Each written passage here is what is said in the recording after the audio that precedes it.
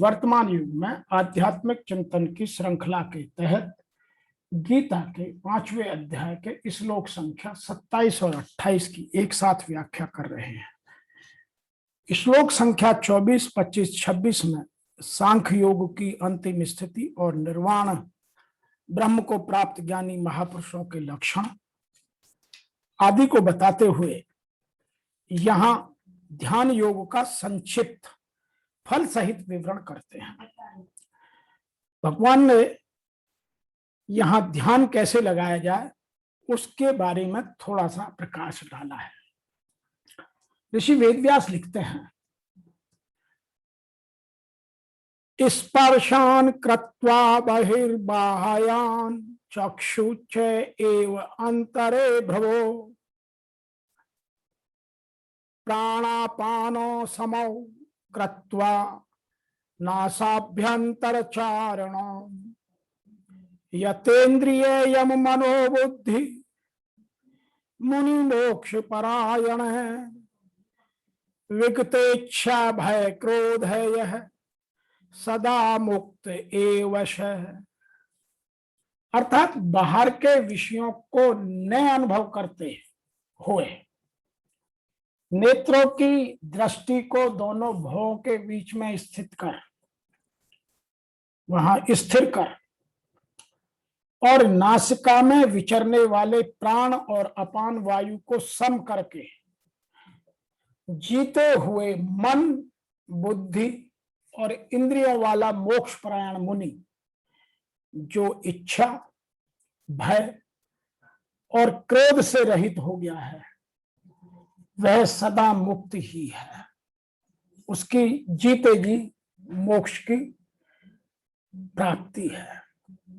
Rejecting all external experiences, fixing his sight between the eyebrows, modulating the breath moving in and out through the nostrils, controlling his mind, intellect and the senses with liberation as the goal, free from desire, fear and anger. Free from these three things, desire, fear, anger. A sage living thus is verily liberated. तो यहाँ जो हमें समझाने का भाव है प्रभु कृष्ण द्वारा अर्जुन के माध्यम से, वह यह है कि बाहर के पदार्थों को छोड़कर, बाहर के पदार्थों को, परिस्थितियों को, बाहर दुनिया को छोड़कर और नेत्रों की दृष्टि को भवों के बीच में, नेत्रों की दृष्टि को दुनिया से हटाकर दोनों भवों के बीच में स्थित करके नासिका में विचरने वाले प्राण और अपान वायु को सम करके दोनों बराबर हो, जिसका आभास हो आपको। होता क्या है कि हम कभी भी प्राण और अपान वायु को स्थिर नहीं कर पाते हैं, सम नहीं कर पाते हैं। जिसकी इंद्रियां, मन और बुद्धि अपने वश में हो, बहुत सारी विशेषताएं, बहुत सारी क्वालिटीज यहां भगवान बता रहे हैं। तो जिसकी इंद्रियां, मन और बुद्धि अपने वश में हो, जो केवल मोक्ष परायण है तथा जो इच्छा, भय और क्रोध से सर्वथा रहित है। ये तीन चीज उसके दूर दूर तक पास नहीं मन में विचार करती। क्या? इच्छा, कामना, दूसरी है भय, डर और तीसरा है क्रोध से जो सर्वथा रहित है, वह मुनि सदा ही मुक्त है। बाहर के पदार्थों को बाहर ही छोड़कर तात्पर्य यह है कि साधक की वृत्ति में एक परमात्मा तत्व के अतिरिक्त अन्य कोई भी सत्ता न रहे। मुक्ति स्वतः सिद्ध है। पर मिलने और बिछुड़ने वाले पदार्थ, प्राणी की सत्ता, पदार्थों की सत्ता, महत्ता, अपनेपन का होने का, ये सब अनुभव फिर उसको होते ही नहीं है। यह उसकी विशेषता बताने की यहाँ ध्यान योग की कोशिश की गई है। हम इसको यदि अपने जीवन में उतार सकें तो उतार कर पालन करें। कुछ लोग इनको ऐसे भी कहते हैं कि भगवान श्री कृष्ण यहां कह रहे हैं कि हे अर्जुन, बाहर के विषयों दृश्यों का चिंतन न करते हुए उन्हें त्याग कर नेत्रों की दृष्टि को भुक्तु के बीच स्थित करके भ्रुवो है अंतरे, ऐसा अर्थ नहीं कि आंखें के बीच भौं के बीच कहीं देखने की भावना की दृष्टि लगाएं। भ्रकुटी के मध्य का शुद्ध अर्थ है कि सीधे बैठने पर दृष्टि भ्रकुटी के ठीक मध्य से आगे पड़े, इधर उधर आपका ध्यान ना भटके, दाएं बाएं इधर उधर चकपक न दिखे, नाक की डांडी की सीध में सीधी दृष्टि रखते हुए। कुछ लोग कहते हैं कि नासिका के अग्रभाग को देखना चाहिए। उसका कहने का तात्पर्य यही है कि नासिका की अग्रभाग पर आपका ध्यान रहे और नासिका के अंदर विचरण करने वाले प्राण और अपायु वायु को सम करके, अर्थात दृष्टि तो वहां स्थिर कर ही करे हैं और सूरत अपने पूरी ताकत सांस को सम करने पर लगा दें कि कब श्वास भीतर गई और कितनी देर रुकी। लगभग आधा सेकंड रुकती है या 1 सेकंड रुकती है। प्राण वायु को रोकने का प्रयास करके न रोकें, वह स्वतः रुकनी शुरू हो जाती है। यदि रोकेंगे तो और समस्याएं पैदा हो सकती हैं। और कब यह बाहर निकलती है, कितनी देर में बाहर निकल रही है, कहने की आवश्यकता नहीं कि श्वास में उठने वाली नाम ध्वनि सुनाई पड़ती रहे। तो जो श्वास के आने और जाने में ओम नाम का उच्चारण चलता रहता है, वह हमें सुनाई आने देना चाहिए। और अभी हम कुछ सुनते नहीं हैं। तो जिस दिन आपको वह श्वास में उठने वाली नाम ध्वनि सुनाई पड़ने लगेगी, उस प्रकार आपकी सब सूरत, मन की एकाग्रता टिक जाएगी और धीरे धीरे श्वास अचल और स्थिर होता चला जाएगा। उसी को सम होना कहते हैं। न भीतर से संकल्प उठेंगे और न बाहर का संकल्प अंदर टकराव कर पाएंगे। बाहर के भागों का चिंतन तो बाहर ही त्याग दिया और भीतर का संकल्प जागृत नहीं होने दिया। सूरत एकदम खड़ी की खड़ी रही, तेल की धार की व्रत। वह कभी भी जरा भी यदि वायु का वेग न हो तो वह हिलती नहीं है। तेल की धारा पानी की तरह टप टप नहीं गिरती। जब तक गिरेगी धारा ही गिरेगी। इस प्रकार प्राण और अपान की गति एकदम सम स्थिर करके इंद्रियों, मन, बुद्धि को जिसने जीत लिया, इच्छा, भय और क्रोध से जिसका बुद्धि रहित, मन रहित हो गया, मननशीलता की वह चरम सीमा को पा लेता हुआ, पहुंचता हुआ, मोक्ष प्राण मुनि सदा मुक्त ही है। और मुक्त होकर कहां जाता है, क्या पाता है, इसकी व्याख्या अगले श्लोक में भगवान करेंगे। तो जो मुक्त होने की कार्य विधि है, तरीका है, उसको यहां समझाया गया है। अब आध्यात्म की दृष्टि से इसको हम दोनों श्लोकों को एक साथ थोड़ा सा और समझने की कोशिश करते हैं। स्पर्शान कृत्वा बहिर्बहान, परमात्मा के सिवाय सब पदार्थ बाहर हैं, बाह्य हैं। बाह्य पदार्थों को बाहर छोड़ देने का तात्पर्य है कि मन से उनका चिंतन निकाल देना। बाह्य पदार्थों का संबंध त्याग कर्म योग के सेवा के द्वारा ज्ञान योग में विवेक द्वारा किया जाता है। बहुत अच्छी बात कही है कि ज्ञान योग में विवेक द्वारा और कर्म योग में सेवा के द्वारा। यहां भगवान ध्यान योगी को या ध्यान योग के द्वारा बाह्य पदार्थों के संबंध विच्छेद की बात कर रहे हैं। ध्यान योग में एकमात्र परमात्मा का ही चिंतन हो, ऐसा बाह्य पदार्थों की विमुखता आती है। वास्तव में बाह्य पदार्थ बाधक नहीं है, बाधक है इनमें राग पूर्वक माना हुआ अपना संबंध। इस माने हुए संबंध का त्याग करने में ही उपर्युक्त पदों की बात की गई है। यहां मैं एक बात और कहना चाहता हूं कि ध्यान योग साधक को स्वतंत्रता से परमात्मा की प्राप्ति कराता है,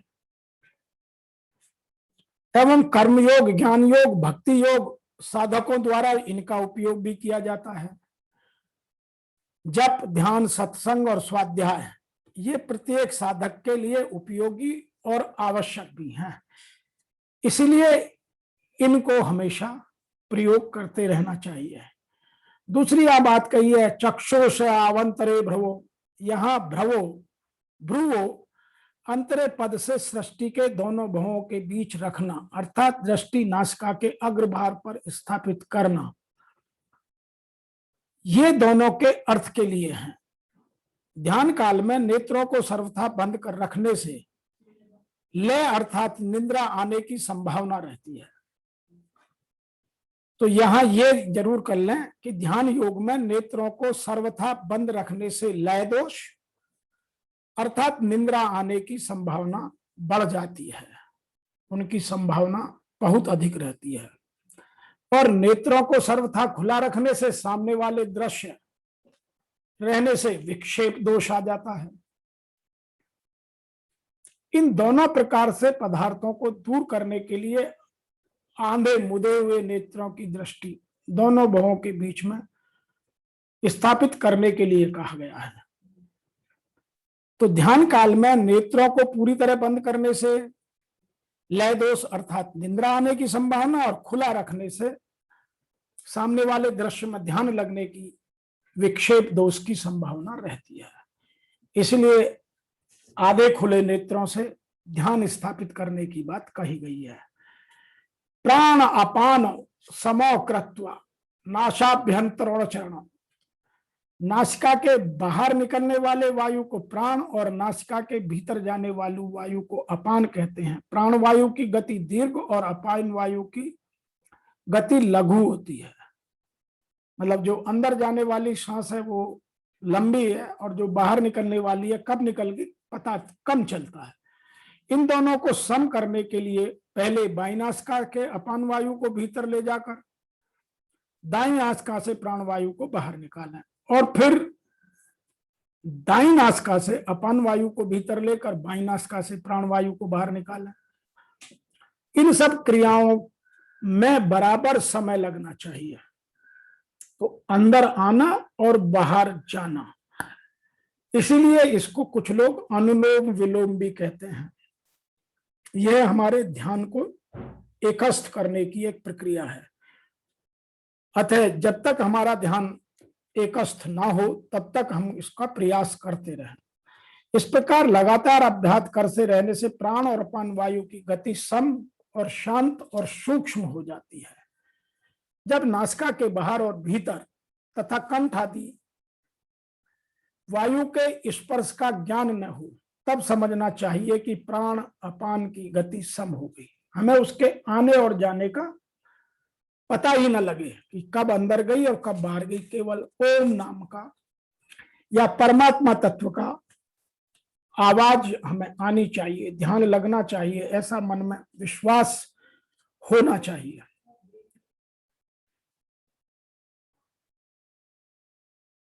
इन दोनों की गति सम होने पर लक्ष्य परमात्मा से मिलने का मन से स्वाभाविक है और परमात्मा का चिंतन होने लगता है। ध्यान योग में इस प्राणायाम की आवश्यकता होने की या होने से ही इसका उपर्युक्त पदों में उल्लेख किया गया है। यतेंद्रिय मनोबुद्धि, प्रत्येक मनुष्य में एक तो इंद्रियों का ज्ञान रहता है और एक बुद्धि का ज्ञान रहता है। लोग कहते हैं ना मन और बुद्धि एक है, मन और बुद्धि एक नहीं है। यहां उसको समझाने का प्रयास किया गया है कि जब प्रत्येक मनुष्य में एक तो इंद्रियों का ज्ञान कि मेरी कर्मेंद्रियां और मेरी ज्ञानेंद्रियां क्या कर रही हैं, इनकी क्या आवश्यकता है, मैं इनको, यदि मेरे में कामना है, आसक्ति है तो उनकी आवश्यकताओं की पूर्ति करने लगता हूं। और यदि बुद्धि का ज्ञान रहता है तो इंद्रियां वश में होने लगती हैं। तो दोनों के बीच मन का निवास है। मनुष्य को देखना है कि उसके मन पर इंद्रियों के ज्ञान का प्रभाव या बुद्धि के ज्ञान का प्रभाव कितना है। यह आंशिक रूप से दोनों का प्रभाव है। इंद्रियों के ज्ञान में संयोग का प्रभाव रहता है और बुद्धि के ज्ञान में परिणाम का। देखिए, दोनों चीजों की अलग अलग व्याख्या हमको समझनी होगी। इंद्रियों के ज्ञान में संयोग का प्रभाव रहता है और बुद्धि के ज्ञान में परिणाम का। जिन मनुष्यों के मन पर केवल इंद्रियों का ज्ञान का प्रभाव है वह संयोग जन्य सुख भोगने में लगे रहते हैं, और जिनके मन पर बुद्धि ज्ञान का प्रभाव है वे परिणाम की ओर दृष्टिगोचर हो जाते हैं, और परिणाम की ओर दृष्टि होने से वह सदैव आत्मा का परमात्मा से मिलन अर्थात तत्व दर्शन में लगे रह जाते हैं, सुख भोग का त्याग करने में समर्थ हो जाते हैं। न तेषु रमते बुधा, वह फिर इस संसार में नहीं रमते। प्राय साधकों में या साधकों के मन पर आंशिक रूप से इंद्रियों और बुद्धि दोनों के ज्ञान का प्रभाव रहता है। उनके मन में इंद्रियां और बुद्धि के ज्ञान में द्वंद्व चलता रहता है, इसलिए वे अपने विवेक को महत्व नहीं दे पाते और जो करना चाहते हैं उसे कर नहीं पाते। यह द्वंद्व ध्यान में बाधक है। अतः बहुत सारे लोग कहते हैं मैं ध्यान तो करना चाहता हूं, मैं ध्यान नहीं कर पाता हूं, क्योंकि वे बाधक तत्व उन पर हावी हो जाते हैं। तो यदि ध्यान लगाना है तो आपको जो मैंने प्रक्रिया ऊपर बताई, जो गीता बताने का प्रयास हम लोगों को समझाने का प्रयास कर रही है, उसको अभ्यास करके सीखना होगा। अतः यहां मन, बुद्धि और इंद्रियों को वश में करने का तात्पर्य है कि मन पर केवल बुद्धि ज्ञान का ही प्रभाव रहे और इंद्रियों के ज्ञान का प्रभाव सर्वथा के लिए मिट जाए। मुनेरि मोक्षे परारा, परमात्मा प्राप्ति करना ही जिसका लक्ष्य है, ऐसे परमात्मा स्वरूप मनन करने वाले साधक को यहां मोक्ष परायण कहा गया है। परमात्मा तत्व सब देश काल आदि में परिपूर्ण होने के कारण सदा सर्वदा सबको प्राप्त है, किंतु दृढ़ उद्देश्य न होने के कारण ऐसे नित्य पर्याय तत्व की अनुभूति में देरी हो रही है। क्या न होने के कारण?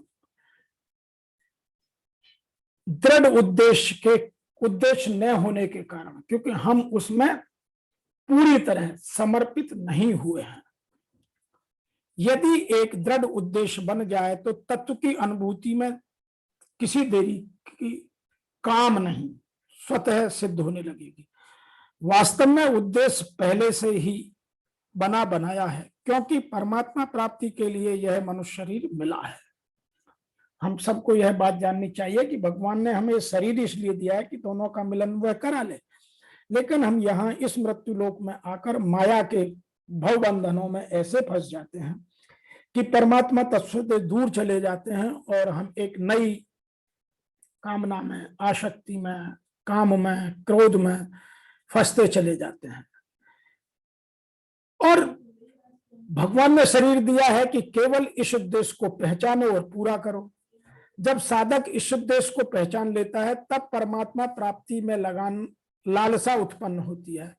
यह लालसा संसार की सब कामनाओं को मिटाकर साधक को परमात्मा तत्व का अनुभव करा देती है। अतः परमात्मा प्राप्ति के उद्देश्य को पहचानने के लिए यह मोक्ष परायण पद का प्रयोग हुआ है। कर्म योग, सांख्य योग, ध्यान योग, भक्ति योग आदि सभी साधनाओं में एक दृढ़ निश्चय या उद्देश्य की बड़ी आवश्यकता है। हम किसी भी योग से भगवान को पा सकते हैं, कर्म योग से, सांख्य योग से, ध्यान योग से, भक्ति योग से, ज्ञान योग से, लेकिन सब में साधना की एक दृढ़ निश्चय और दृढ़ उद्देश्य की बड़ी आवश्यकता है। अगर अपने कल्याण का उद्देश्य दृढ़ नहीं होगा तो साधन से सिद्धि कैसे मिलेगी? इसलिए यहां मोक्ष परायण पद से ध्यान योग में दृढ़ निश्चय की आवश्यकता बताई गई है। आगे लिखा गया है विगतेच्छा भय क्रोध यह, अपनी इच्छा की पूर्ति में बाधा देने वाले प्राणी को अपने से सबल मानने पर उससे भय होता है और निर्बल मानने पर उस पर क्रोध आता है। तो यहां भय और क्रोध का अंतर भी हमें समझा दिया कि हमें भय कहां होता है, जहां हम अपने आप को कमजोर मानते हैं, और जहां हम सामने वाले को कमजोर मानते हैं तो वहां क्रोध आता है।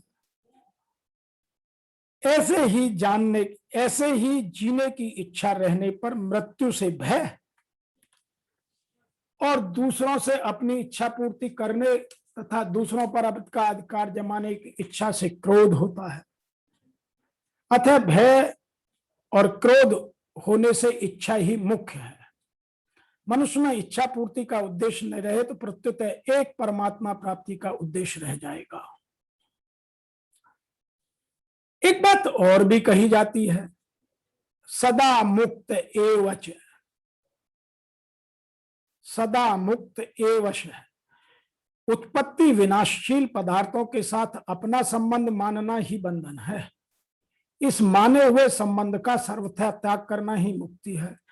जो मुक्त हो गया है उस पर किसी भी घटना का, किसी भी परिस्थिति का, किसी भी निंदा, स्तुति, अनुकूलता, प्रतिकूलता, जीवन मरण आदि का किंचित मात्र भी असर नहीं पड़ता। यह बात रामायण में बाबा तुलसीदास ने वशिष्ठ और भारद्वाज के वार्तालाप के बीच बहुत स्पष्टता से लिखी है। और क्या लिखा है, सुनऊ भरत भावी प्रबल विलख कहें मुनिनाथ, हानि लाभ जीवन मरण यश अपयश विधि हाथ। तो इन 6 चीजों में हम कुछ भी कर लें, कब हमें हानि होगी, कब लाभ होगा, कब हमारा जन्म होगा, कब मरण होगा, कब हमारा मान होगा, कब अपमान होगा, यह सब चीजें प्रभु के हाथ में है।